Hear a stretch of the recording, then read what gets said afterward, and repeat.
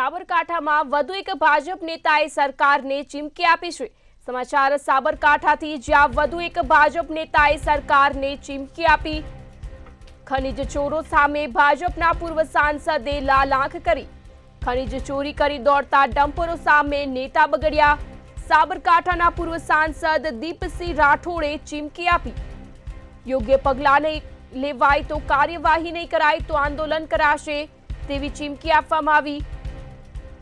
સ્થિતિ વણસવાની જવાબદારી સરકારની રહેવાની પણ ચીમકી આપવામાં આવી। હપ્તારાજના કારણે ખનીજ ચોરી બેફામ બન્યાનો તેમણે દાવો કર્યો। સીએમ સહિત ઉચ્ચ કક્ષાએ રજૂઆત કરાશે તેવું પૂર્વ સાંસદે જણાવ્યું। સાબરકાંઠાથી આ સમાચાર, જ્યાં વધુ એક ભાજપ નેતાએ સરકારને ચીમકી આપી। ખનીજ ચોરો સામે ભાજપના પૂર્વ સાંસદે લાલાંખ કરી।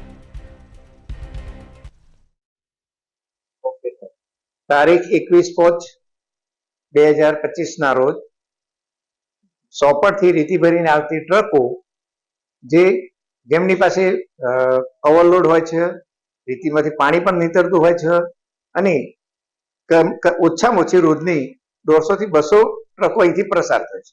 પોલીસ તંત્ર પણ જોઈ શકે છે, રેવન્યુ વાળા પણ જોઈ શકે છે, બધાની ફરજ છે, ખાણ ખનીજવાળાની ફરજ છે, પણ ખાણ ખનીજવાળાને કહેવામાં આવે છે, હું પણ ખુદ કહું તો કે સાહેબ એ ટીમ મોકલું છું, કશું કરવાનું નહીં। મોડી જે કોઈને એમ બહુ અમે આગળ રાખ્યો ત્યારે પણ કામ થયું નહીં। ખરેખર આ પરિસ્થિતિ રહે તો અમારા ત્યાં 150 ટ્રકો ત્યાંથી જતી હોય, 100 ટ્રકો વાઘપુરથી જતી હોય અને 100 ટ્રકો સીતવાડે જતી હોય, એમાંથી મોજને કઈ લેવા દેવા નથી, છતાં મોજવા નથી આવે।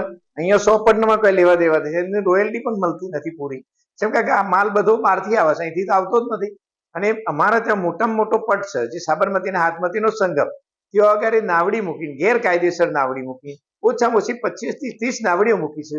એમાંથી જયારે રેડ પાડવામાં આવે એટલે ગમે ત્યારે રેડ કરે, અને એમાંથી જેમ દાહોદ ને બીજા બધા જે પરિસ્થિતિ ઉભી થઈ કે ભાઈ એની ગાડી પર શિપ ગોઠવવામાં આવે અથવા એમના માણસો મૂકી